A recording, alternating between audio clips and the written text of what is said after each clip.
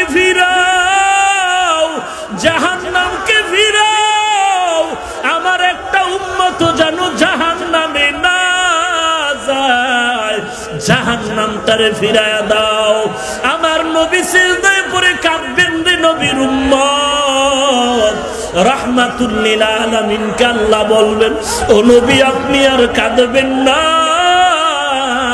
ওয়ালা সাউফা ইউতিকা রাব্বুকা ফাতারদা, ও নবী আমি আপনাকে বেজার করব না। আমার নবীকে আল্লাহ মাথা উঠায়া দিবেন আর বলবেন, ও পয়গম্বর আপনার একটা উম্মতেরও জাহান্নামে আমি আল্লাহ দিব না। আল্লাহ তাআলা কুদরতি হাতে একটু পানি দিয়া ফেরেশতাকে বলবেন, ফেরেশতা জাহান্নামের গায়ে ছিটাইয়া দাও। জাহান্নামের গায়ে যখন পানিটা ছিটায়া দেওয়া হবে, জাহান্নাম পেছনে দৌড়াচ্ছে দৌড়াচ্ছে, ভাগতেছে ভাগতেছে। ফেরেশতারা বলবেন, ওরে মালিক, যেই জাহান্নামের ৭০,০০০ শিকল দিয়ে বেঁধে ধরে রাখতে পারি না, ওই জাহান্নামের সামান্য পানি দেওয়া মাত্র পেছনে ভেঙে যাচ্ছে। কারণটা কি? এই পানিটা কি জমজমের পানি নাকি কাউসারের পানি নাকি আবে হায়াতের পানি? আল্লাহ বলবেন, না রে ফেরেশতা, জমজমের পানিও না, এ পানি কাউসারের পানিও না, এই পানিটা আবে হায়াতের পানিও না। আল্লাহ বলবেন, ও রহমতের ফেরেশতা, এই পানি হলো আমার নবীর ইয়াতীম উম্মতের গুনাহগারের চোখের পানি। আমার বান্দা নবীর উম্মতেরা চোখের পানি ছেড়ে গুনার কথা স্মরণ করে তওবা করে ক্ষমা চেয়ে, এরে আল্লাহর গোলাম নবীর উম্মতের দল, চোখের পানি ছেড়ে কাঁদো, চোখের পানি ছেড়ে কান্না করো। দুনিয়ার জমিনে কাঁদবা, কপাল খুলে যাবে। দুনিয়ার জমিনের কান্না, হাসরের দিন হাসতে হাসতে জান্নাতে যাইবা।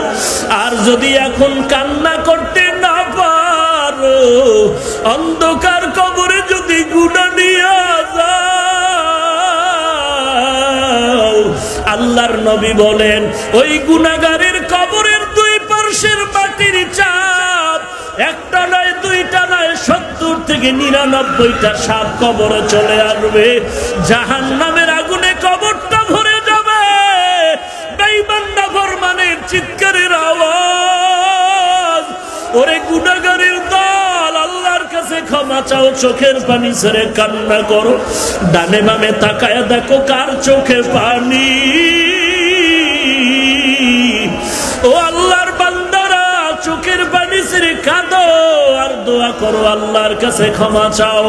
সাহাবায়ে কেরাম কাঁদলেন কেন? নামাজ তারা ঠিক মতো পড়েন নাই এই ভুলের কারণে, রোজাটা ঠিক মতো রাখতে পারেন নাই এই অপরাধের কারণে না, না, তারা শুধু ৫ ওয়াক্ত নামাজ না, ইশরাক বন্ধ নাই, আউয়াবিন বন্ধ নাই, চাষতের নামাজ বন্ধ নাই, তাহাজ্জুদ বন্ধ নাই, যুদ্ধের ময়দানেও পেছনে নাই, সন্তানের হক আদায়ের বেলায় পেছনে নাই, ভাইয়ের হক আদায়ের বেলায় পেছনে নাই, নবীর আদেশ মানার ক্ষেত্রেও দুর্বলতা নাই।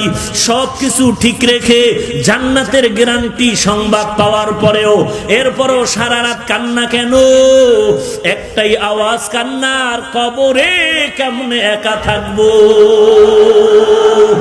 হযরত আবু বকর নামাজে দাঁড়ায় কান্নার আওয়াজ। রাহমাতুল লিল আলামিন বলেন, ও আবু বকর নামাজের ভিতরে কেন কাঁদলেন? আবু বকর সিদ্দিক রাদিয়াল্লাহু তাআলা আনহু বলেন, নামাজের ভিতরে কান্নার কারণ, নামাজের ভিতরে দাঁড়ায় হাসরের ময়দানের কথা মনে পড়ে গেছে।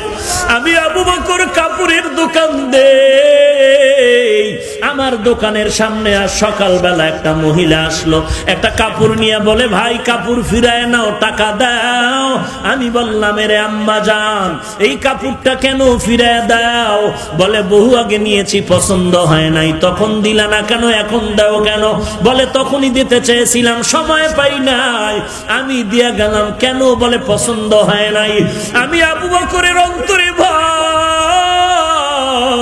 হাসরের ময়দানে যদি আল্লাহ দাঁড় করায় বলেন, এরে আবু বকর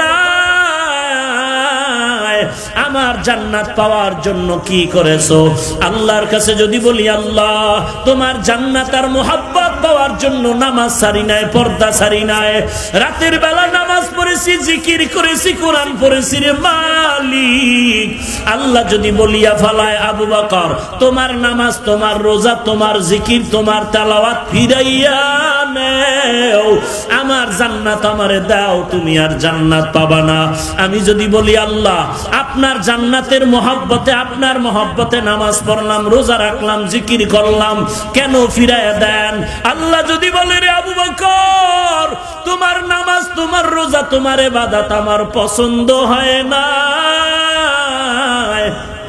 ফিরায় নাও, তখন আমি আবু বকরের কি উপায় হবে? ওই সময় তো আমি আবু বকরের কোনো উপায় নাই, কারণ ডানে আগুন, বামে আগুন, মাথার উপরে সূর্যের গরম, জমিনটা সূর্যের তাপে হয়ে যাবে তামা, অপরদিকে জাহান্নামের আওয়াজ, হাল মিন মাজিদ, জাহান্নাম চিল্লায় বলবে রে আল্লাহ গুনাহগার গুলো আমাকে দাও, আমার পেটের ভেতরে ক্ষুধা, গুনাহগার গুলো কই? আল্লাহ বলবে রে জাহান্নাম অপেক্ষা কর, হিসাবটা নেওয়া শেষ করে দেই। আল্লাহ তাআলা ফেরেশতাকে অর্ডার করবে জাহান্নামের গলায় ৭০,০০০ শিকল লাগায়া ধরে রাখো, এক একটা শিকলের গোড়ায় ৭০,০০০ ফেরেশতারা বেঁধে রাখবে, জাহান্নামকে ধরে রাখতে পারে না।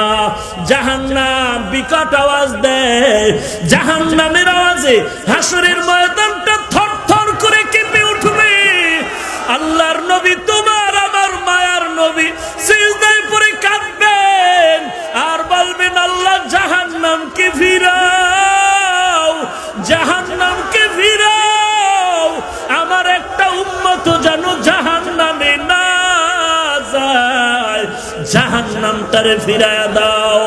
আমার নবী সিজদায় পড়ে কাঁদবেন রে নবীর উম্মত, রাহমাতুল লিল আলামিন কে আল্লাহ বলবেন ও নবী আপনি আর কাঁদবেন না, ওয়ালা সাউফা ইউতিকা রাব্বুকা ফাতারদা, ও নবী আমি আপনাকে বেজার করব না। আমার নবীকে আল্লাহ মাথা উঠায়া দিবেন আর বলবেন ও পয়গম্বর আপনার একটা উম্মতেরও জাহান্নামে আমি আল্লাহ দিব না।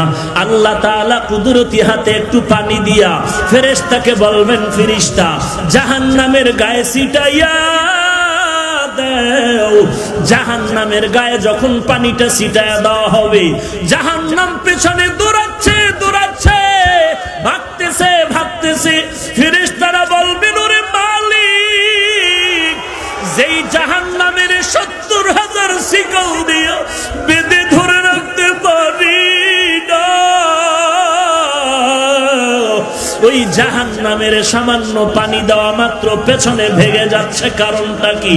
এই পানিটা কি জমজমের পানি নাকি কাউসারের পানি নাকি আবে হায়াতের পানি? আল্লাহ বলবেন না রে ফেরেশতা জমজমের পানিও না, এ পানি কাউসারের পানিও না, এই পানিটা আবে হায়াতের পানিও না। আল্লাহ বলবেন ও রহমতের ফেরেশতা এই পানি হলো আমার নবীর ইয়াতীম উম্মতের গুনাহগারের চোখের পানি। আমার বান্দা নবীর উম্মতেরা চোখের পানি ছেড়ে গুনার কথা স্মরণ করে তওবা করে ক্ষমা চেয়েছে। এরে আল্লাহর গোলাম নবীর উম্মতের দল, চোখের পানি ছেড়ে কাঁদো, চোখের পানি ছেড়ে কান্না করো। দুনিয়ার জমিনে কাঁদবা কপাল খুলে যাবে, দুনিয়ার জমিনের কান্না হাসরের দিন হাসতে হাসতে জান্নাতে যাইবা। আর যদি এখন কান্না করতে না পারো, অন্ধকার কবরে যদি গুনাহ নিয়ে যাও, আল্লাহর নবী বলেন ওই গুনাহগারের কবরের দুই পার্শ্বের মাটির চাপ একটা নয় দুইটা নয় ৭০ থেকে ৯৯টা সাপ কবরে চলে আসবে। জাহান্নামে